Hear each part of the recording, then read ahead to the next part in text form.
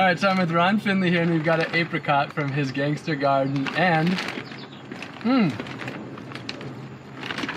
now this pit right here, this is going in the suit. So I got a Ron Finley apricot pit in the suit. Everything's better now. So I got a question, Ron. Yes, sir. Was there ever a time when you first realized the power behind food, or is it something you always knew? I didn't know because it was food. You know, even organic food wasn't organic. It was food back in the 1800s when I was a kid. And so it wasn't this distinction between commercial and organic. Okay.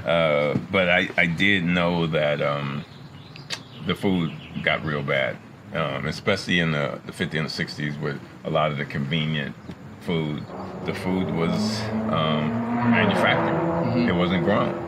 Was that like kind of a gradual realization, or was it kind of all at once you saw the disparity and the destruction? It was pretty gradual. Okay. And one of the things that, and I stopped eating that stuff years and years ago. One of the things that really sent me off was I picked up tomatoes and they said maybe, and they all were the same. Every tomato looked identical in this pack, and it says maybe coated with shellac. Okay. To preserve freshness. And it took me back to junior high school because I used to work in wood class, and there it was like put shellac on the wood to preserve it, to protect it, you know, from the rain and everything. And I'm like, I don't really need shellac on my my tomatoes. And so that was like okay. It's super obvious from your work that you see that we need to like radically change this system. We need massive change. It needs to be burned down to the ground and rise like the phoenix. We need a new system. It doesn't work for us. You know, it works perfectly, and that's what most people don't get, Rob. The system works like a well-oiled machine of dysfunction, but it works. Yeah. But it just don't work for us. So for it to work for us, we have to change it because we see they're not going to change it. To me, gardens equal freedom every day. You know, people, it's laborious. No, it's not.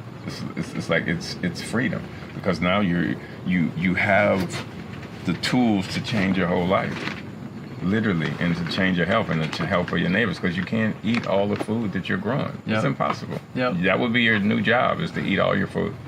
Once you're growing, it just becomes abundant.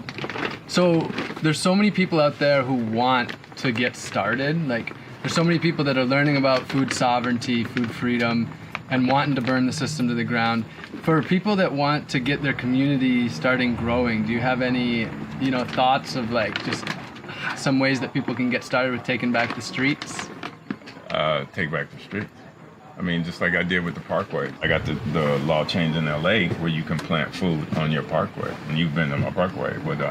It's apricots, plums, pears, oranges, bananas, apples, blueberries, blackberries, growing right on the street.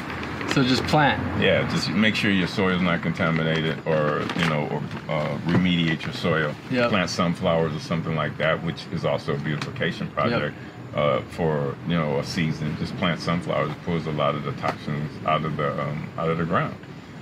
There's a lot of things that we can do to change our environments, and that's what we need to do, because we see they're not going to do it, And I think to me, it starts with our whole education system having us live in the future. Everything you do, you don't go to school for right now.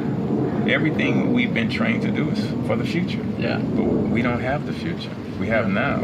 It's just like I tell people, I don't want to get on a spaceship and go to another planet. We have the opportunity to fix this one. Yep. If we have the people in charge wake the hell up. Yep.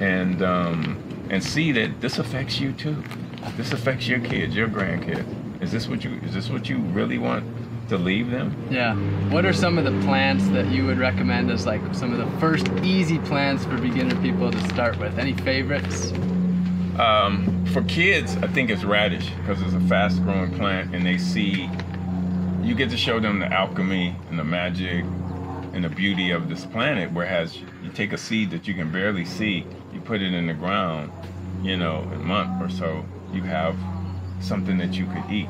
I mean, that's magic. Yeah. I mean, and show them that that's value. Show them, teach them that you can't buy value. I don't care if you own that car, that house. It doesn't give you value. Yep.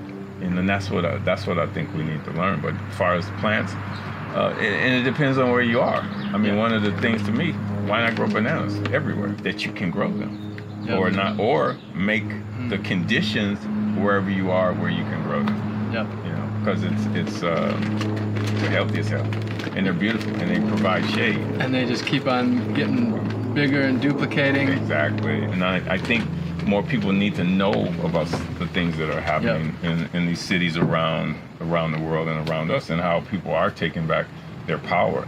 And growing your own food is power, you know, and it's contagious. But I think the way we change it, Rob, we got to make it sexy. How do we make this just as sexy as weed and alcohol and fast food, you know, and all these designer clothes? How do we make soil that sexy? Well, I'd say that this is pretty sexy. Yeah, I'd say this. You're in my office. And again, I feel like the really good news is that I think, you know, just since you really got involved in this, what, a decade or so ago, it is a lot sexier now than it used to be. I feel like today there's so many young people out there and older people who just think gardening is sexy, and that's why they want to do it. Yeah, it is, and I'm proud to have been a part of that.